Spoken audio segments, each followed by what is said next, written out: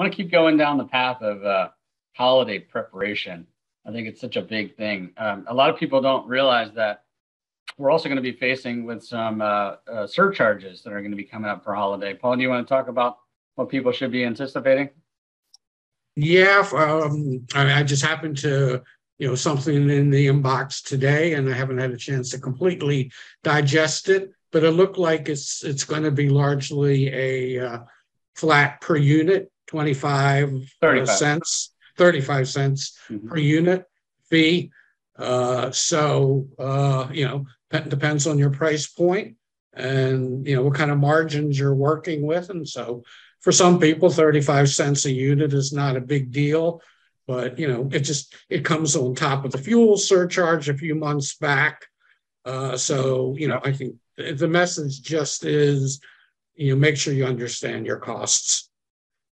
Yeah. And one thing to note is, you've got to make money selling on Amazon. So don't just focus on high volume, low profitability. I mean, some of you may have seen the PharmaPacks announcement. They were a top 5 seller on Amazon. That it shows you that no matter how big you are, you've got to have sufficient profitability to survive in this very challenging space.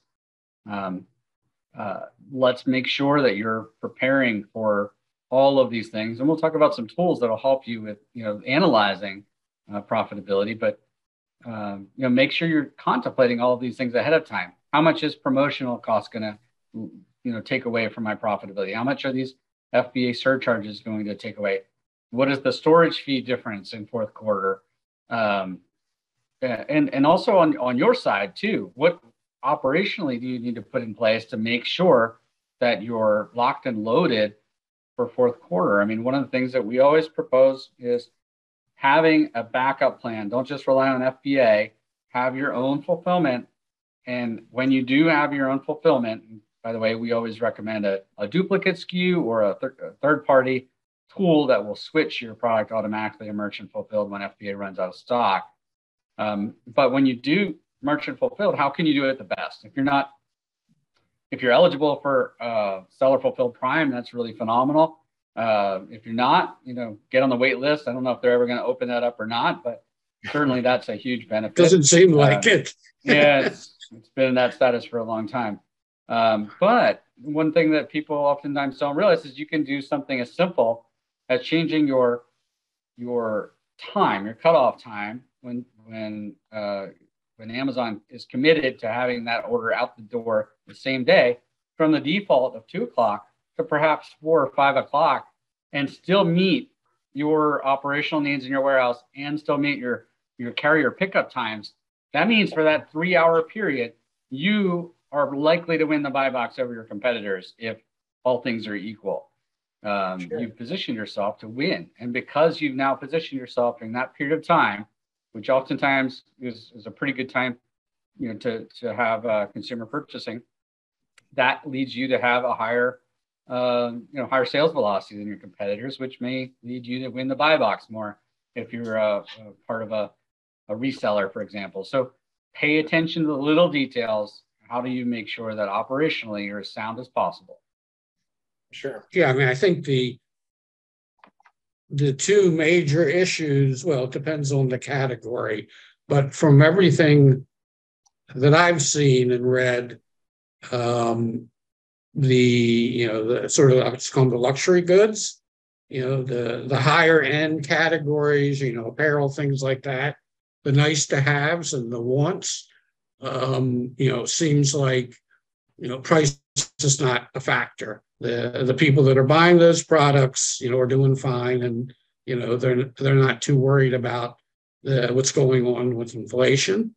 But for the majority of the people, and certainly people on Amazon to shop price, inflation / pricing is probably that and supply chain are probably the two single biggest variables to confront with.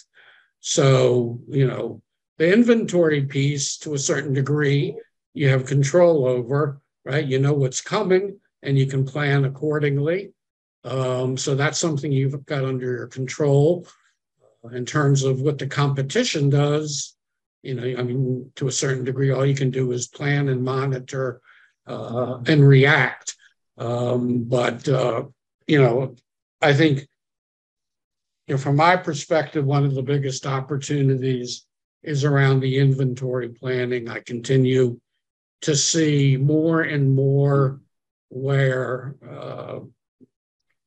vendors, more on the third party side, but where if you break their product catalog down, there are items within variations. There are variations that they will not have enough product to meet demand in Q4 based on history. And so then the question is, what do you do? Others, they will. And, it's an area that I've been doing a lot more with clients, which is starting to break things down, obviously down to the item level, and say, all right, we've got enough history. This is probably the run rate we can expect, the second half of November, first half of December, and look at each of these items and make adjustments to your ad spend, your ad aggressiveness, your promotional plan. Because I've seen the numbers where people are advertising and promoting products that, based on their historical run rates, they could be a whole lot less aggressive and they're going to sell through anyway. Yeah. So I think the inventory piece is critical. And then, the next is going to be, is the competitiveness on the pricing. And, then it becomes, I think, from what I see, it depends on, the strategy. Clients that I work with that are omni-channel, and, maybe they do a ton of business through brick and mortar.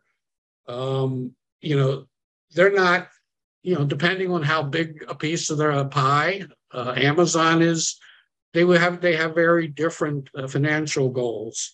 And so I think that's the other piece, is you kind of said with the surcharge, is you've got to know exactly what your variable costs are and your fixed costs are, and you can price accordingly. And if your goal is, I want to sell as much stuff as I can during this period, I'm gonna benefit organically.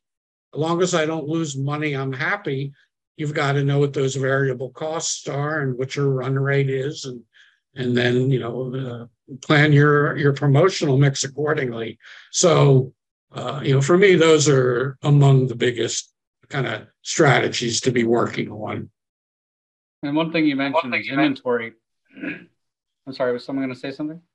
No, not me. So one thing you mentioned was inventory, and I thought maybe it was a good time for Robert to share a solution provider that he's been working with that helps with forecasting. Sure, absolutely. SoStock. Yep. Yeah. So I've got, obviously forecasting is important for everybody. I have a shared client who, with their forecasting, not only does it affect the normal things that related to Amazon, just making sure we always have stock, but it's also for them to use for manufacturing, because some of their products do have a longer lead time, for this. So we recently discovered a company called SoStock, SoStock.com. Unfortunately, I can't show it to you because it has client data built in right now, but they do a really good job of getting into the weeds and giving you a lot of control with still having all the automation for it. So it'll do the normal things of looking at your sales rate of your products and send you alerts when you're running out of stock. So yes, it's time to ship in more product into FBA, which is well and good. But you can even do things like if it's a seasonal type item, and everybody will laugh at me, I'm going to use my fishing example. And salmon season is upon us right now. Everybody knows that. Yes, absolutely. So if you were a company who made fishing lures for all different kinds of fish, But now you have very specific things for salmon, which is in the summertime in the Seattle, the Northwest, and true on the East Coast and the Great Lakes, et cetera. There, you can put your items into groups and say, okay, make seasonal adjustments for salmon fishing lures. And so it will increase the numbers of your forecast during or just before the salmon season there, or whatever you set it for. So it does some really cool things like that. But additionally, it also does things where I can use it specifically for Amazon. So I know when I need to ship more product into FBA, but then you can set up higher level groups. So my person who's in charge of manufacturing, who has to place orders with manufacturers and all that, can use it for their own thing. Because what if you're selling your product on your own website and Walmart and eBay and all that?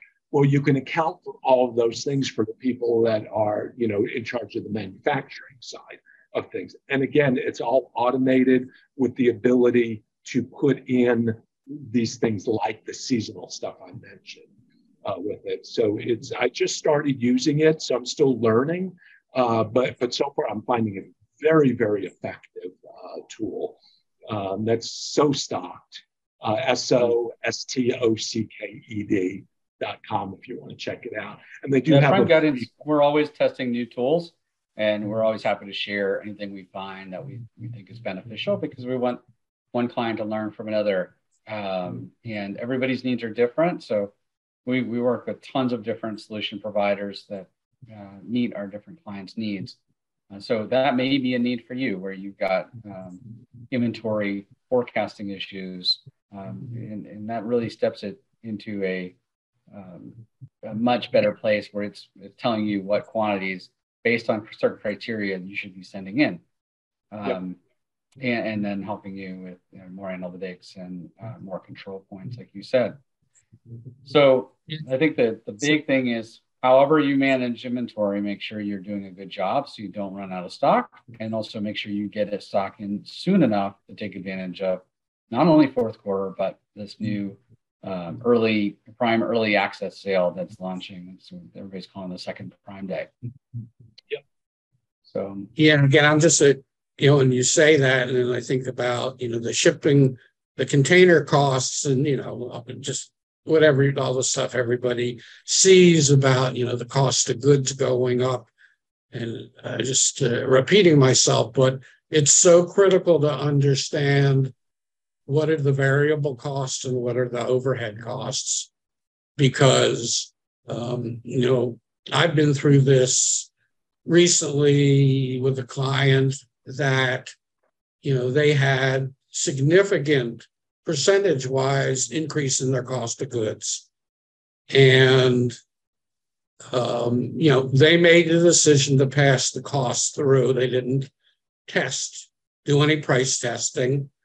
And so, if they had looked at their unit P&L for this, let's call it a product, they could have determined, how low can we go with our new cost of goods? How low can we go and still cover at least all of our variable costs? Now, if you do the math and, you say, well, if I just absorb the costs, then, I'm not even going to cover my variables. Well, okay, that doesn't work. And then you say, well, I'll absorb half of the cost. I mean, because the point is, again, pricing the competition. And so, okay, well, if I absorb half of it, actually, I'm not losing money. I'm more than covering my variable costs. I don't know what the outcome is going to be, but long as you know that, then you can test it. The point is, if you don't know your variable cost, you can't determine your break even.